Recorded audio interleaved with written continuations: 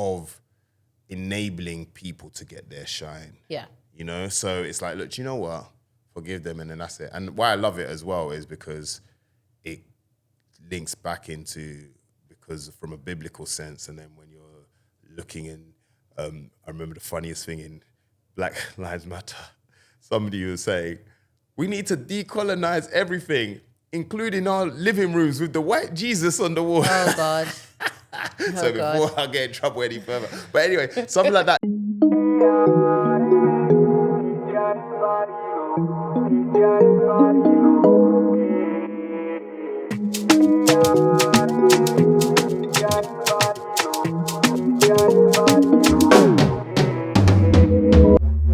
Hello, everyone. Welcome back to Creative Frequency. This is part 2 with Love Ssega, and I'm excited to see you again and to continue the conversation. How have you been? Great, and Yeah? thanks for having me back. Excited. Thank you for coming back. How was your Easter? Because we had a brief conversation off screen about all the things that you're doing. So yeah, Easter was great. It's well, I'm a warm weather person, so I feel much better when it's lighter outside and then the weather is warm and everything like that. So yeah, I love it. Especially now. I think the sun goes down around 8:30. yeah. So that's amazing. But I guess let's continue the conversation. I know that last time we ended on your initiative, Love Plus Breathe, but I want to go into your collaboration with the Philharmonia Orchestra, because you were an artist in residence, and this was in 2023, I believe.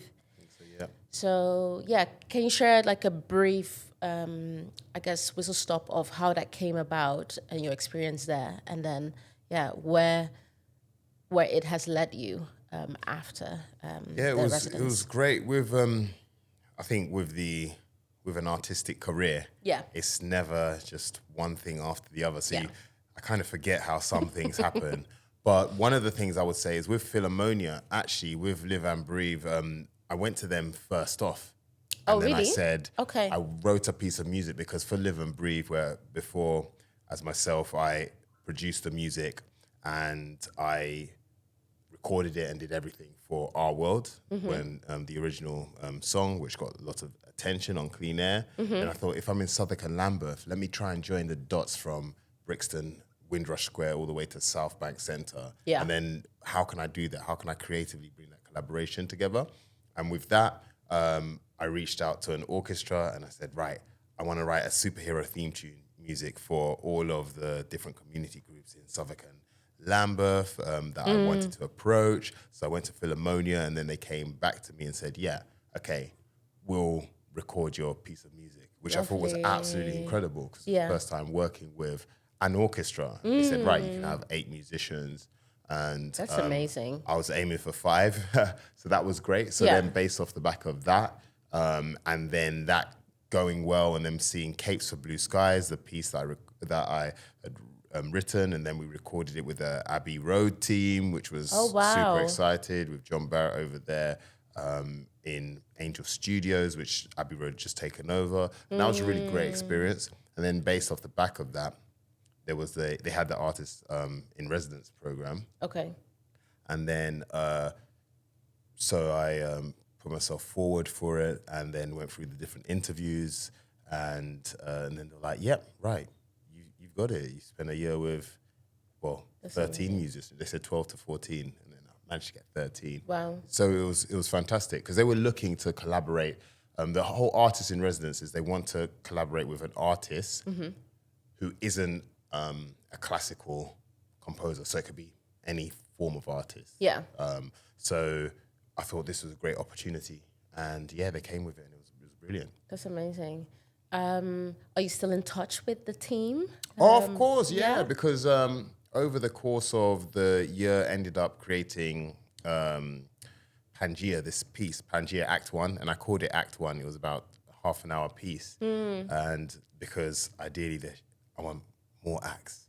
So it was over the course of a year, it was really great just to spend these sessions of 6 hours with musicians. So you don't normally get this amount of time. And for me, it was a chance to learn, okay, what does a tuba really sound like? How do you play a harp, and how do you do all of these sounds? How do you get the best out of them? And also, as players, to get in the classical world, you see an orchestra as one big old blob, whereas in the pop thing, you'll see, there's the guitarist here, or there's my favorite singer here. So again, just trying to bring my world and saying to the individual players, you're not just an instrument or a player, you're a musician, an artist in your own right. So bringing that out. So it was great working with them, talking about different themes, and they have quite a few panels. So I just did a panel at the beginning of this season as well. Okay. And I think with a lot of these things, these residencies, they should be the start of a relationship. And they've just been really generous to me, and creatively and artistically, it's really stretched me. So it's fantastic. That's amazing. I love that. So you've improved on your creative practice in that sense. I learned about you through Teddy, who was on episode 1 actually. So we spoke about classical, being classically trained, and how we can reimagine classical music. And he made me aware of your work, and I went to a talk. I think this was also in 2023, about how music can be a powerful tool to encourage change. And we didn't speak at the time afterwards, but your I guess your words and your input really stayed with me, which is why, fast forward to today, we are having this conversation, how he introduced us together. And we've got to thank Teddy, because at the talk, he did point you out. Oh, really? Yeah, oh, I didn't know. Yes, he did. Okay. He did. So, but again, that's an example, because even back then, he said, look, there's somebody that who I think is great. And then, I'd love, if possible, for you to be in touch. So it goes to show where something, you may have an interaction or a meeting at some point, but then over a period of time where it comes to now, and then to Teddy to reach out and then just to make sure, and it's great. But that's a great example. Yeah. So it's great to have people, and again, we have our own lanes of music, of whether it's film or something, but other people, you might have a broader, it's a chance to be creative. So this is creative frequency. So let's not just box ourselves in one thing. So it's great when you have supportive people in those positions and say, look, how can I bring you in with stuff? So it's fantastic. So it is thanks to Teddy. And it's a great example here, supporting what you're doing as well. And that's the reason why it's I've got to come on. So you were awarded a fellowship for art and climate justice. Can you share a little bit about the work in particular, and then go into how did it came about, and what's the fruits of that labor now, of being awarded, being recognized and being awarded a fellowship? Yeah, well, it's great because it shows your work is getting out there, and your work is getting out there. And first off, there was the Arts Foundation, where got Music for Change Fellowship, and again that went to show that it showed me that you can make music, and it doesn't just have to be commercial music. It doesn't have to just be for TikTok streams or YouTube views. Whereas in that view of this is what success is. So you can have songs from artists where you might say, oh, this was number one. This is a number one track. And then a label might say, this is why it's great.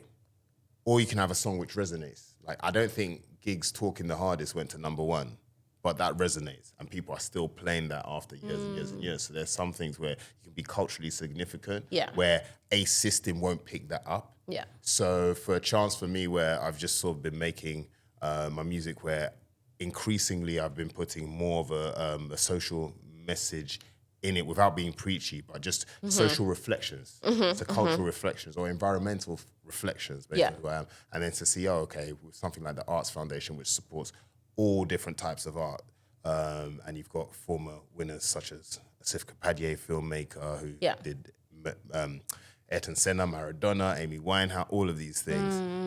So you've got, that filmmaker, and then it can come to me as a musician musician on that side. And then when it comes to this fellowship, it was a European fellowship actually. Oh, okay. So yeah, Allianz Foundation, where it's with climate justice as well, because when you have a topic, so my Philomonia thing was called Pangea, and it was about climate migrants and climate migration. So it's to try and pose a question of what would happen if we all, if Pangea, all the continents come together. So, and then all we find that ourselves, we are the ones who are the climate refugees or the climate migrants. Yeah. So how would we like to be treated? Whereas now we're maligning other people who are migrating because of the climate. Yeah. And also because of war and genocide and bombing and everything else that's going on as well. Yeah. So how are we not having compassion, empathy, and we're not showing that? How do we expect, what type of world are we building? Yeah. So that's the sort of the idea, and it's just confidence to say, yeah, you can do stuff which you can create art where this is relevant, and not just in the UK sense, but across in different parts of Europe where this might be relevant as well, and globally this might be relevant. So it's just it's empowering rather than leave that, people just want to dance. No, that makes sense. Who are other artists that you have been influenced by that are doing similar work?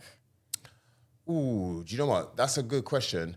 Do you know what I would say is people talk about this stuff and it is actually involved in their artwork. Even if you like look at music and you just look at rap, rappers have been talking about this. So, you know, you see Mos Def, when you listen to Mos Def raps, when you listen to, so you see Mos Def, and then you fast forward to Kendrick Lamar. And it's like, look, these artists, they're talking about these different things in different ways. Kendrick, definitely on a personal level, an emotional level, and all of this. And so I think it's great, especially this last album with Kendrick, where, again, he's defending blackness. Yeah. Where it's like, don't make fun of us. Yeah. You know, don't make fun of us, don't make fun of our culture, don't make fun of our communities and everything like that. And going forward, going backwards, in not GNX, the album before, where he was saying, not Mr. Morale. Mr. Morale? Yeah, Big Steppers. I think maybe actually the one before. The one before. There was To Pimp Buff, How Good Kid. Is it Damn? Damn, yeah, it was Damn. Okay. Like, you know, I'm an Israelite and talking about these different topics about, like, don't call me black. I'm an Israelite. So all of these things. So rappers and artists, they've put it in there, but then some people have ignored the art form. They've ignored it or then said that's not the case. So for me, it's if I've got access to, let's say, a Philharmonia Orchestra, or I can go and do something, let's say at the Royal Shakespeare Company, or if I could do something in the National Gallery. Again, it's about flipping the script in a way in terms of what are the different audience and the different spaces I can now go to. And then I'm influenced, for instance, at the National Gallery. I work with Lisa Insanza, who's a great writer who used to write for Galden before that closed down. But then Lisa's talking about squatting and black squatting, that being a resistance movement. Then I can talk about that in terms of link it to social housing and what conditions are we living in over here. You know, and squatting as a black resistance movement where the Beatles then and the like say, oh, this is trendy, now let's do it. You know, so I'm intrigued by people like that with, Lisa, incredible. Then I'm also encouraged by Celine Saman, who's Slow Factory in New York, Canadian-Lebanese artist, thinker. And so, you know, I'm a person and I see things and I'm inspired by it. And then I try and see how can I bring it into my art. That's very, very interesting. I guess you also just like take from different art forms, not just within music, you know? Exactly. So that makes sense. Yeah. Okay. Speaking of like influence on how music can influence policy as well, because we briefly touched on that in part 1. Can you share an instance where your music or your role as an activist directly influence public policy or public opinion on climate issues? I guess slightly revisiting some of the initiatives that you've already shared, but are there any other things or works that you directly witnessed? Like, okay, this is what I did, and it actually impacted policy. Yeah, so I think in terms of it's a long process to say, okay, I did this. Like, let's say. But you're part of the moving blocks. Then. Yeah. So it's I guess that's one of the things where it's quite a big thing to shift. So I think one thing which I try to do is just to show it's awareness of something. So one example is going back to Our World, the first before setting up Live and Breathe. Our World made the song on the South Circular, and then it ends up in UN COP26 at Glasgow, where I'm hosting a panel with it was Julie's Bicycle panel talking about culture, the missing link.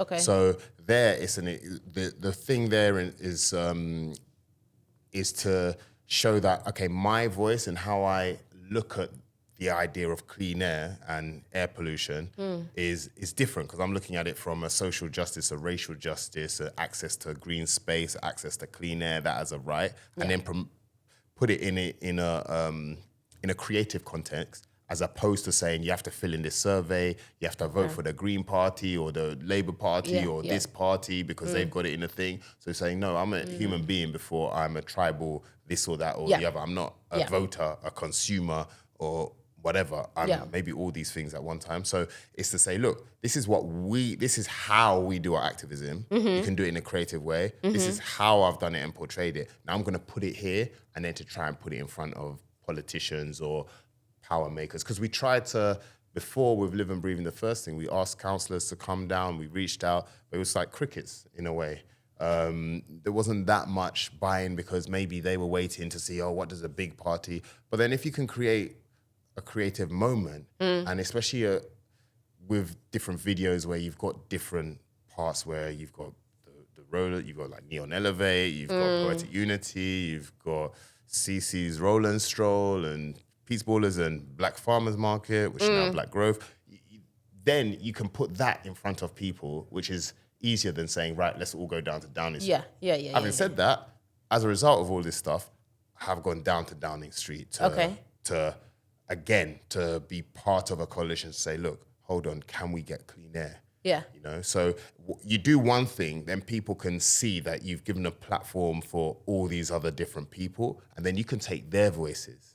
So you can take their voices to the policymakers. But then in terms of actually changing a policy, that takes time. Yeah. That does take time, but then at least along the way, whether we succeed or not, at least you can say that these individuals cared. These individuals, this was their view unvarnished. Yeah. So the poets such as myself, Blaze, and Jada David, when you see them in the video, those are their words. Yeah. That's how they view it. Yeah. Then people can't say, Black people aren't interested in these environmental issues or well, the whatever. Evidence is there, so Precisely. So now you can see it. So it's not hidden in a report on page 322. So that's sort of the difference. Whether it changes, that's a different conversation. Yeah. But the main point is, from this side, can we creatively apply pressure? And can you put it where people are going to see? Yeah. I guess in that case, it's really about the process as well, and like getting people to understand why there is an issue and how they can contribute as well. And if they see their peers and other public figures doing and speaking about it, then I guess there's a lot of impact there already before it comes down to people in higher positions making those changes. And that's the thing, for it to be in the art, as in this is the substance of it. So let's just say, for instance, there was a thing 696, which essentially was stopping Black people from performing. Just like the police would just say, okay, you're not allowed to because there's a risk of violence at Black events. I've heard. So so all of that was happening. So that as a direct mechanism stopped Black people getting money from performances, and stopped them spreading their art, stopped them coming together to do everything. So instead of, you can have a march or a petition or something like that, but then some of these things is if there was a bigger thing directly in the art rather than just on the side, where if it's directly in the art, then you can actually then send that message to get rid of something which is actually a big, massive barrier, which is stopping us from doing or stopping a proportion of creative people from actually having a positive benefit on their society and getting money in that they can then plow into their communities and everything else, or just live a normal life and just be happy. So that's one of these things where it's like, look, actually, we need to focus and say, if we do want policy change and stuff, let's try and put it in the art, because we've signed the petitions, we've done all these other things, but then we're not being listened to. On air pollution, I was inspired by Ella, the story of Ella Adukisi Deborah, who's the first person to have air pollution put on their death certificate, and then her mother, Rosamond Adukisi Deborah, who's incredible. And Rosamond's been campaigning for about 12 years, campaigning to try and push to save other children's lives. She's lost her daughter, but she said, look, it's not about me, it's not about Ella, it's about trying to save all these other lives. So she's doing the campaigning there, but then when people say, oh, well, it's just Rosamond, how do you then bring a whole community behind? And then that's what we are trying to do as Live and Breathe, to then say, look, here's a fun thing where these are the voice of young people. Young Black people, young people of color, you know, this is how they're doing it, and they're putting in their art. That's why their art is relevant. This is what's happening now. It's not about pranks or other stupid. Do you know what I mean? We have to look at it and call it out. Fine, get your money by doing pranks and whatever it is, but is that really changing lives? Is that really helping people? You know, but we can't be dying of lung cancers and all of these other things and just having problems, having asthma pumps, children having more asthma pumps, and we're saying nothing about it. It's like, come on, we've got to be better than that. Do you think that that's the future of art, or like going forward, how we create art and engage with art? That, well, I guess inherently, that's my opinion, it is a form of resistance, and it's an activist way of doing and creating. But do you see any new forms emerging? I think that's a great question. What I would say and how I would spin it is actually, I think artists and creative people, it's actually the challenge for us, for you, whoever, to stay relevant. Why do you deserve this attention from people?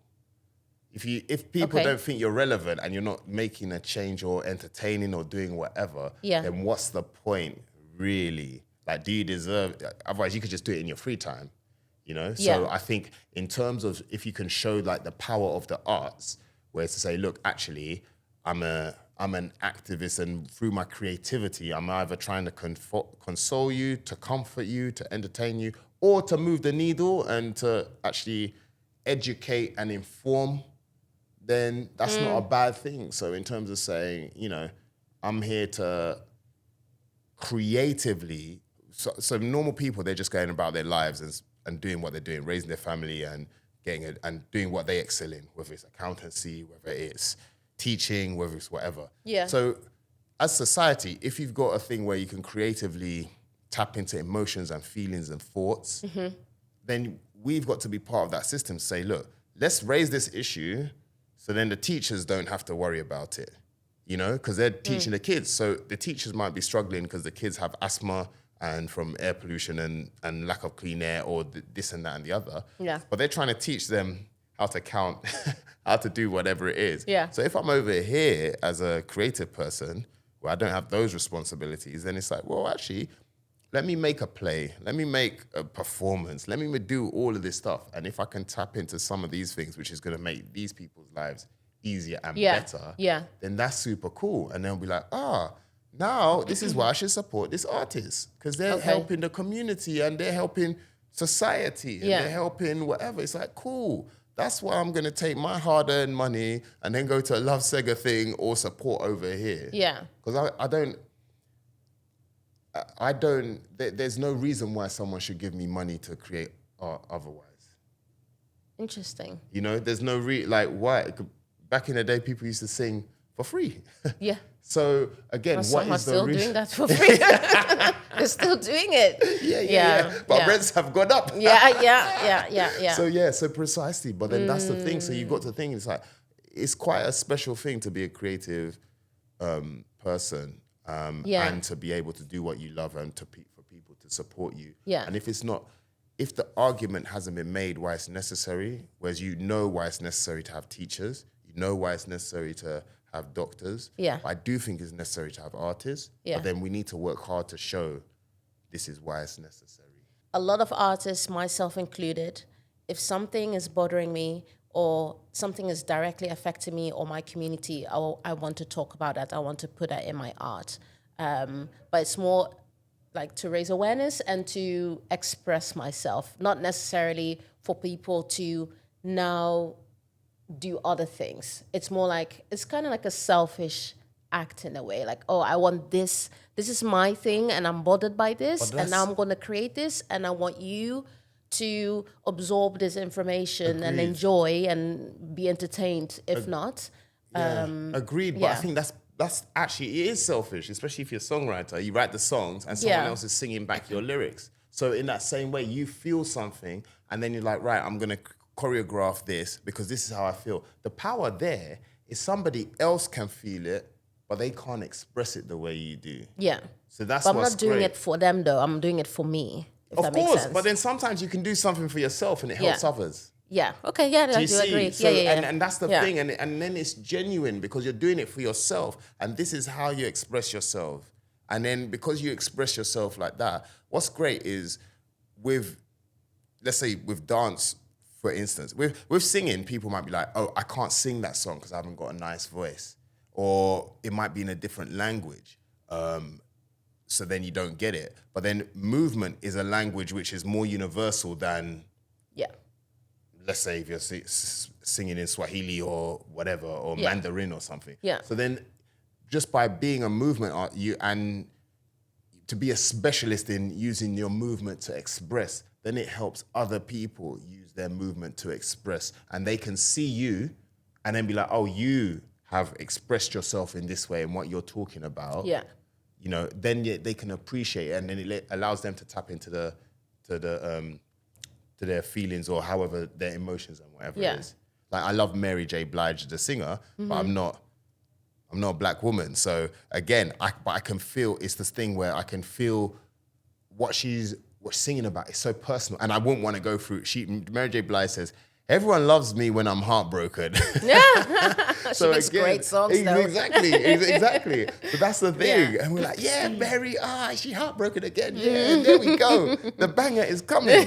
So, but then that's the thing, because you can see that and then it's like, yeah, that's real. And sometimes that's what we need as people. So it's not about saying, so with Clean Air or with Live and Breathe, some of the things, that's very specific. But sometimes art shouldn't be specific. It's not like we've got the answers. No. We're just doing what we're doing now. Yeah. So, and I think that's the beauty of it. As long as it's, it's authentic, then we need to do things with, and that's why, coming back to why you collaborate with different artists and different things. Yeah. They can express themselves in ways that I can't, and they can then reach other people in ways that I can't. Even how it touches me. So it's like, how do you reach and speak to other people? Yeah. That's why you have to reach out to these different things. Yeah, no, I do agree. I guess from like the perspective of an institution, why they should fund artists, I think it's not always about, well, you could create impact by doing this or that with your art form. Maybe you just want to express and just like entertain people. Yeah. And that in itself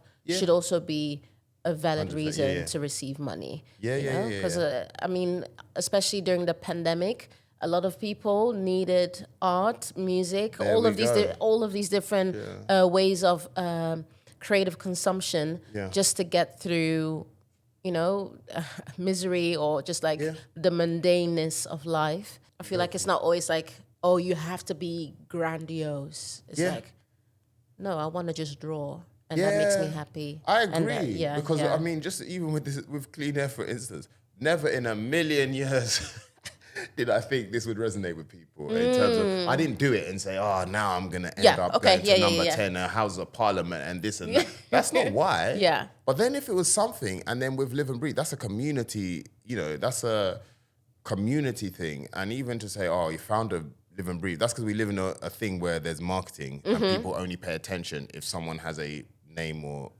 something. So if this is the Trojan horse to then say, okay, can do this, but then when you look at all of the activations and stuff, they're run by these amazing people who are embedded in their community and are very good at the art that they're making and are the specialists of the art. So again, it's a thing of just realizing that if you can do something which can then bring people together, just on this one thing, it's enabled me to give a platform to all these people who've already been there doing it for 10 years. Yeah. Live and Breathe didn't create any of these other different people. It didn't train these people. They've been there. It's just a structure to say, well, why is the rest of the world not looking at these people and how's Arts Council and all these people should be releasing the funds. If they're watching, they should be releasing the funds to people. But they should be releasing the funds. So now is to say, well, what's the thing that binds us? Or if it's this and it's beneficial, because we're advocating for clean air and for everybody to have better lives, more outdoor space, make things better public transport so it's cheaper, all of these other things. So you can go and do your art, you can go and roller skate, you can go and BMX, you can go and play football and all of this stuff. Then what are the ways in which for more art to enable people to just be and to be creative and to show that there is a value? Because I agree, we shouldn't be forced into the capitalist system of saying, right, let's only do things which make money, because then we end up in this situation where Elon Musk is the richest person in the world and is just tearing things down.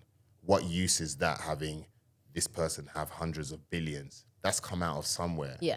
And you've still got, and he's wrecking people's lives who are poor, So again, what's the point of that system? So whilst we're in this system, for the people who are activists, be the activist. For the person who just wants to sit at home and create their own particular art where it's not even clear what they're doing. Yeah.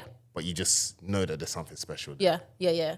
How do you prioritize your well-being and your mental health? With doing all of these art forms, collaborating with people, I assume that you will have people that will kind of work against what you're trying to achieve as well, or they don't agree with what you're standing for. How do you protect your mental health in that sense? I think that's a really good question. I think for me, what's quite funny, and what I'm proud of, is the fact that you can't go online and say, oh, Love Ssega was doing this tirade or doing all of this other madness. So one of the things is I don't engage much in social media. Okay.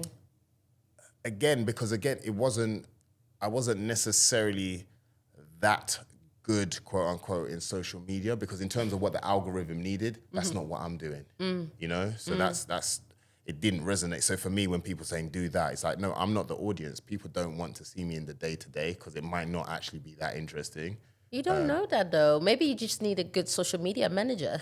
Yeah, maybe, but then I don't have the time or the funds in order to do that. So then there you go. So in that sense, so it's like, where it's like stay in your lane. Know your lane and know where you can push and to make a maximum impact. But then what's great is then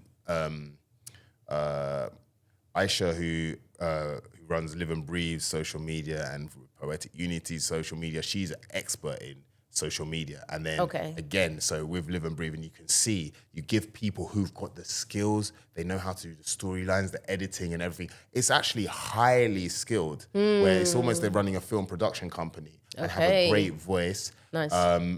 And so then it's in a position to then hand it to that person. Yeah. Whereas for me, that's not me. Yeah. So I just get really stressed if it was in that. My style wouldn't necessarily fit in the let's go viral. And to go viral, then maybe you have to have controversy around the let's go viral and this and that. So I don't engage too much in that. I mean, I did like Instagram because it was just very visual and I'm quite a visual person. Yeah. But then now it's just too many for a number of reasons, it's just a bit too much to keep a track of and comments and in terms of messaging and stuff like that. So I'm pretty sure some people might think I'm ignoring them on Instagram. It's like, look, just don't try and comment, don't try and get to me on Instagram. But then you shut off certain things, so then you can focus on what you're doing. The stuff where you're working with people and it's some heavy topics, it can be really heavy. And when you feel, oh, are we progressing as society? And you just see injustice. If you're just driven by trying to get past injustice, then it is quite heavy when you don't see progress and you see more racism. And then you can see that, like even now, where we are now in 2025, and you just think how, like, Gaza has been obliterated. And then you're sitting there and you're like, okay, hold on, I'm in the environmental movement, but not many people in the environmental movement in the UK are seeing a mass obliteration of, even if it's just, it's genocide, isn't it? But even if it's not people, it's like, well, what about the animals, the trees, and everything else? And going forward with wherever we are, whether you're looking at, let's say, Sudan, and you're saying it's because, again, you're trying to extract the minerals and everything like that, and then it's crazy, and just a hypocrisy. Because then you look at Ukraine, and it's like, well, people wanted to buy the Russian gas. So, that's why they were getting the money. But political parties were getting money from Russian oligarchs to buy up housing, and then we got a housing crisis for us. And what we're blaming the people on the boats rather than the people flooding the money. So you look at that, and that can really get you down. But the way in which then you just look at the small things and say, okay, well, who are you helping, and who needs help? Yeah. So, and then you're like, well, how can I be not to say, okay, because I'm not suffering the most, I should feel happy. But then when you see the people that you are helping and supporting, then that's the thing, that's the pickup, and that's the thing which kind of encourages me and helps on the mental health. Because again, if you know who you're doing it for and who you're doing it with, then that sort of helps. Yeah. Then that helps kind of center you a bit, and then it's like, okay, let's block all of these different things out, and let's try and see what I can help with. Yeah. And if you can help in a small way, then that's the bonus. Then it's like, okay, What advice would you give younger people or people that want to like follow your footsteps? What's like a key thing that you will tell them? The key thing I would say is, one, invest in your craft in the sense of, if you're, let's say you want to be a singer-songwriter, write songs, have a notebook, and just write things. So if you go on the bus and you see something, challenge yourself and say, okay, look, how can I write a song about this particular topic? Like, how can I write a song about, I miss my grandma because my grandma is like thousands of miles away, or something like that. Yeah. Or what's a song to say, okay, this is how I should care for my sister, or just some random thing. Yeah. And try and write as many songs as you can and have a book, and then to just perfect in the same way. I'm sure as a dancer, it's like, well, you've got to practice your moves. And you've got to challenge yourselves and say, okay, well, look, if I'm contemporary, can I do tap maybe? And then just to sit and then say, okay, maybe not, it's a big jump, but just to put in that work. So then when you do get noticed, you're ready. So if someone says, look, even performing wise, okay, I've performed in this pub night, and I can go. So when the call up comes, I know that I'm ready. You're ready, yeah. Then in this environment, then to see, okay, how can I do things? Then record things yourself. Just get the cheapest thing. Don't say save up for thousands of pounds. Microphone costs £1,000. Get the £99 one. Yeah. Then record, learn how to record that, and then learn how to improve, learn how to produce, so you're not reliant on anybody else. And then also just try and put things out. Test yourself, and then you'll get better over time. Get better and better, but invest in your craft in terms of doing that, and then go and reach out and to see people.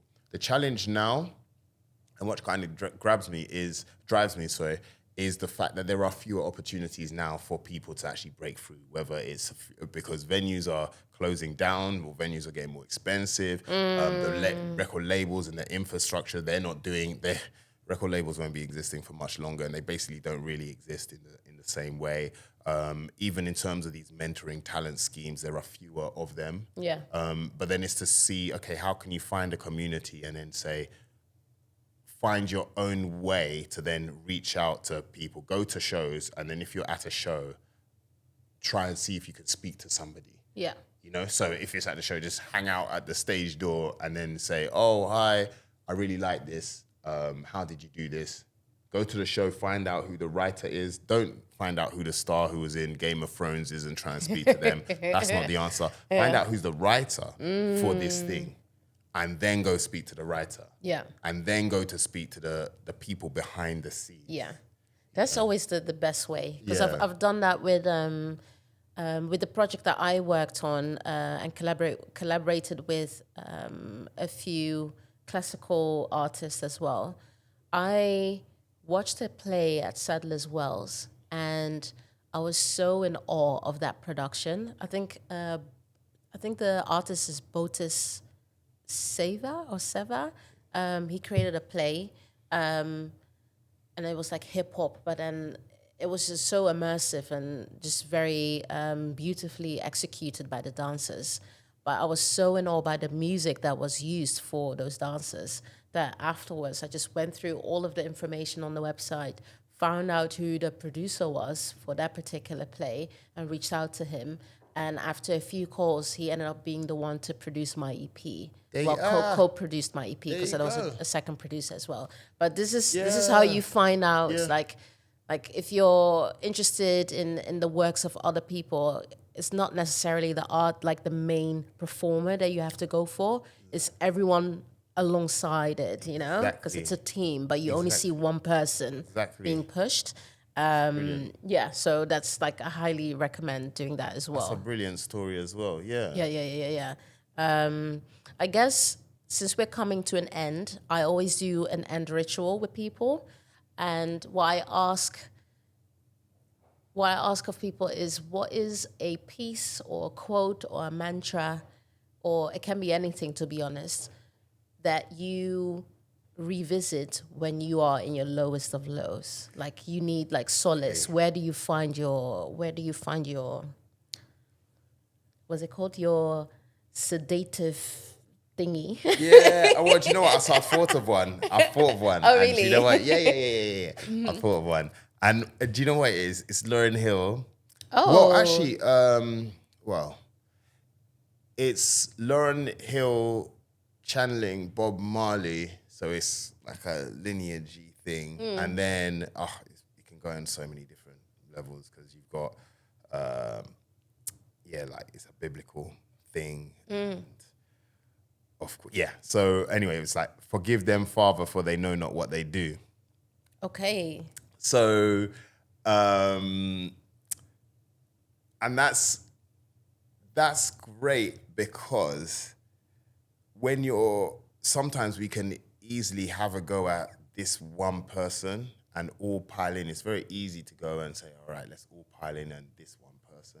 Yeah. But then we forget about the system that enables this one person. And the person will go, and then that's that. Like, for instance, the biggest thing, Kendrick Lamar and Drake.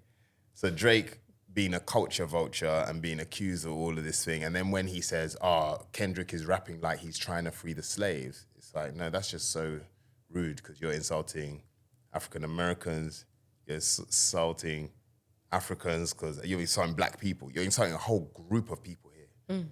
But then there's a system that put Drake there above No Name, the rapper No Name. Yeah, she's incredible. Yeah. So then when you look at all of this stuff and you're like, there's a system that put that there as opposed to this. And the thing is, like it was going, we like Drake with the melodies. So we like Drake with the melodies, but then don't play this caricature of a black person of I'm the big gangster and this and that, which doesn't push us forward, really. Yeah. So, but then instead of just everyone piling in and saying, look, Drake, there was a system that made him believe he could say he's the best rapper alive, and it's like, please, this is not even the case. So it's that system behind which is a problem, rather than just jumping in at the one person. Yeah. So then sometimes when you can get annoyed where you hear something and it sort of jars, even when you look at in the UK and you're looking at record labels and you're like, you don't support any black women. Like, it's crazy. We've got so many black women as singers, and you know that black singers who, like in America, you could say there's Beyonce, Mary J. Blige, Ari Lennox, Alicia Keys. You know, you just got a whole list of all different types of black women singing all different type of things, and then you've got Missy Elliott, you've got Doechii, you've got like the list goes on and on. Yeah. And there are problems in America, but it's like over here, there's like no one. Like with Rihanna, like you go to I'm sure there's equivalent of Rihanna walking around Brixton right now or Peckham. There has to be. Yeah. Why are they not supported? So, and it's crazy because if it's commercialism, support these people because you know that there's going to be an audience. Yeah. You know, you even look with France and they've got Aya Nakamura and she's performing at the Olympics. Was there a black woman performing at our 2012 thing?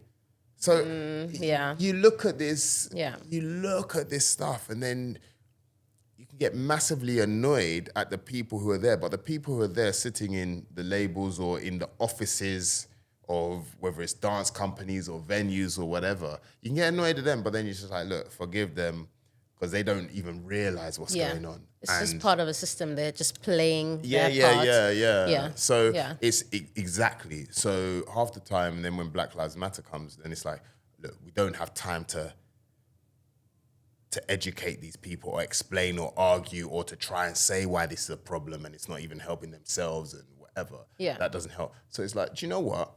Let's leave this. Let's go over here and create our own thing and an own way of enabling people to get their shine. Yeah. You know? So it's like, look, do you know what? Forgive them and then that's it. And why I love it as well is because it links back into, because from a biblical sense, and then when you're looking in, I remember the funniest thing in Black Lives Matter, somebody was saying, we need to decolonize everything, including our living rooms with the white Jesus on the wall. Oh, God. So before I get in trouble any further. But anyway, something like that is just so funny because then when you look at it and it's like, wait, hold on a minute. Religion shouldn't be about the person's color. But then if we're looking at geography, what people looked like then, they probably didn't look like what is being portrayed. Yeah. So that's the biggest fake news in the first place. Do you know what I mean? And if it's important, if it's about love, then surely it should be about the message rather than what somebody looks like. Yes. You know, because a lot of people like to idealize, you know? Yeah. So it's like, the message is nice, but we like this person, therefore we're going to push this person, and the message is great. Yeah. So therefore I'm going to, align with their ideology. But it is really interesting. I feel like it's also like a human psychology. We're like kind of like, whatever this message is, if we like the person, we will accept it. If we don't like this person, So, But thank you so much for your time, for sharing your insights. I'm really happy to have you again here. Where can people find you if they want to learn more about your work, like your previous work, but also like any up and coming work? Do you know what? I'd say still on Instagram is probably the most visual thing where you can jump in and you can see. So at Love Ssega, so LOVESSEGA at Love Ssega, and website is lovessega.com. And and then Live and Breathe as well at We Live and Breathe, all spelt out. And that's on Instagram. That's on TikTok as well. Yeah. That's it. Amazing. Do you have a new project coming up?